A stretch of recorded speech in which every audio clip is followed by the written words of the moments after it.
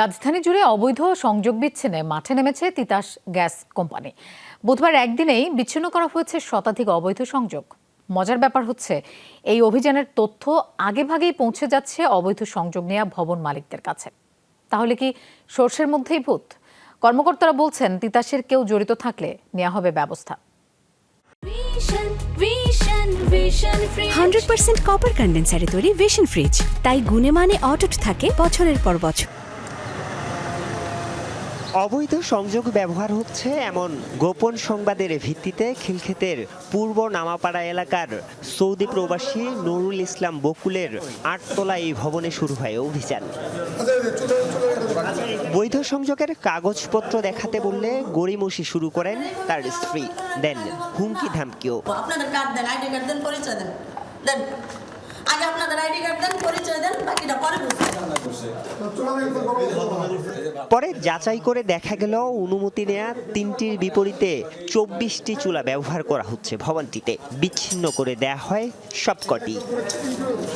20টা চুলা তার অবৈধ আসতে, মানে অবৈধ ব্যবহারের কারণে আমরা সংযোগটা বিচ্ছিন্ন করবো।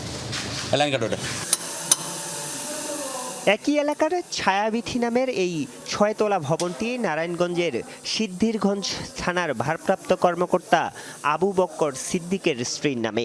25টি সংযোগের সবকটি চলছিল অবৈধভাবে।